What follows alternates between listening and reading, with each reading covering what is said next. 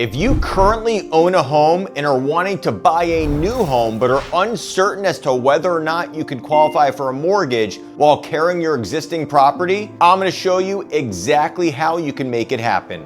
I'm Brand the Mortgage Man. I've helped over 10,000 home buyers in my 20+ year career in mortgages, and today I'm here to help you. So let me show you exactly how this would work. So what I'm saying is you own a current home. So let's look at that scenario. Here's your current property that you own, and you have a mortgage on this property.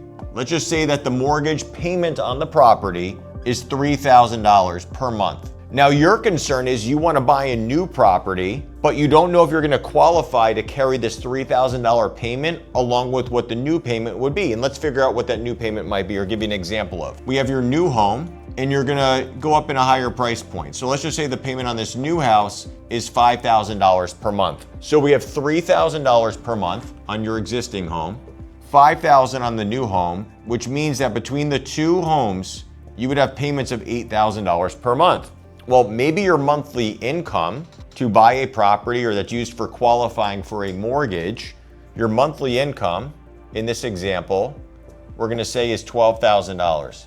Which is a very good monthly income. There's nothing wrong with that. The problem is when you're qualifying for a mortgage with excellent credit, the maximum debt to income ratio, meaning your gross monthly income, so before taxes are taken out, compared to your expenses, is 50%. So if we take this $12,000 of income times 50%, that leaves $6,000. So here's the predicament. We need to be able to qualify you for total monthly debt. So in this case, let's call it the houses of $6,000, but we just said it's gonna be $8,000 a month to carry both of these homes. So how is it possible that you're gonna be able to qualify to buy another house prior to selling your existing home? Well, here's exactly how that works. Two different ways. One, maybe your intent with this home is not to sell it.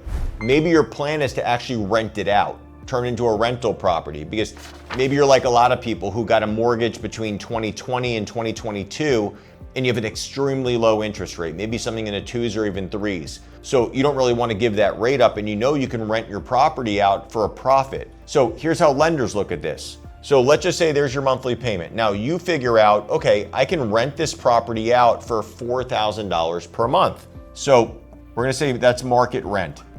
So market rent, we're saying for your existing home would be $4,000 per month. So what we would do is we would have you go ahead and find a tenant for that property, and you're gonna have that tenant sign a lease to rent your property, in this case for $4,000 per month.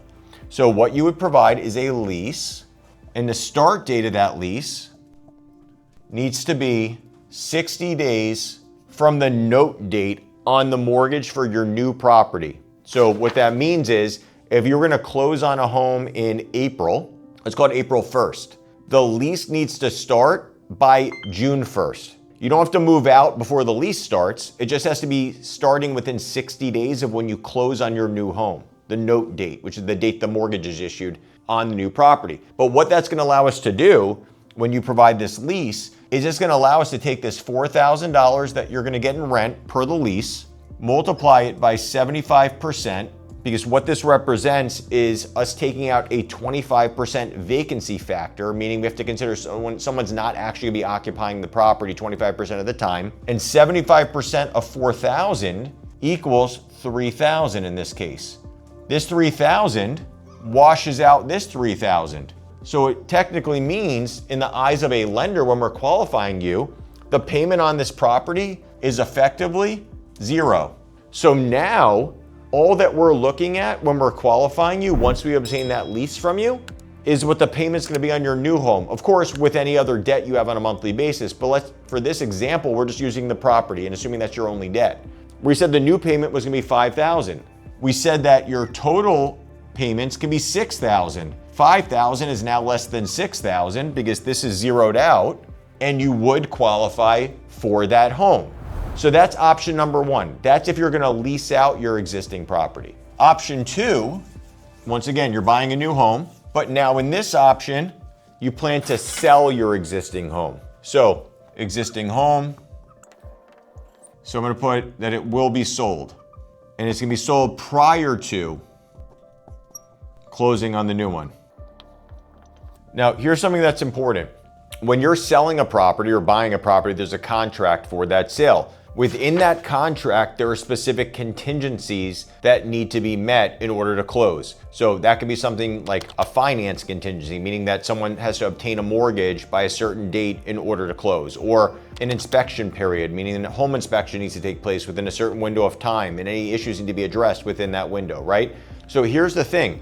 If you're selling a property and you plan to buy another property and you have a contract on which all of the contingencies for your buyer on your sale, so not for your purchase, but for your buyer on the property you're selling, you're under contract, all the contingencies of that contract have been met, we actually, as a lender, would not need to consider your carrying costs for that property in your debt to income ratio. So, like I said, let's just use the same example as before. You have a payment on your existing home of $3,000 per month. All contingencies are met. We can wash this out. And now, once again, 0 is the payment that we're considering in the debt ratio. So if you were gonna have a $5,000 payment on this new property that you're trying to buy, and we no longer have to count this payment with that same $12,000 a month of income at 50% debt to income ratio, leaving $6,000, you would qualify to close on your new home prior to this closing taking place, assuming all of the requirements of that contract and all the contingencies on your sale have been met. Now, keep in mind, if you're relying on having the money from the sale of your existing property as a down payment for the purchase, these two scenarios that we just went over would not work. This is taking into account that you have enough money to put down on your new property without having to sell your existing property. And I'm referencing a down payment. Your goal may have been to put 20% down because you know you have the equity coming from your sale, but maybe you have 5% available in your bank account. Just something to consider is you can put that lower down payment and close. Speak with your lender beforehand and make sure the loan's gonna be eligible for a recast. And you may have heard that in some of my other videos. That's where you can make a lump sum payment of $50,000 or more toward the principal balance and have the loan re-amortized based on your now lower balance, which could in turn remove mortgage insurance, assuming you put less than 20% down initially, and lower your monthly payment to what it would have been had you put that larger down payment from the very start of the loan. But a recast is something you want to talk to your lender with about prior to actually proceeding with whatever option whatever option it is that you want to move forward with. Now, like I said, this is specifically showing you how you can qualify for the purchase of another property prior to the sale of your existing property closing, right? I give you two options because a question I get often when someone's trying to buy their next home is, I'm not certain I can qualify to buy my next home because I still own my existing one.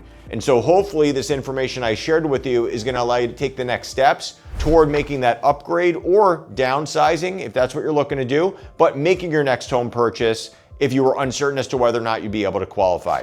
So if you found the information in this video helpful, make sure to subscribe to my channel for more videos about mortgages and all things real estate. And if you have questions about your own scenario, please leave a comment below, as I do reply to 100% of the comments left on my videos.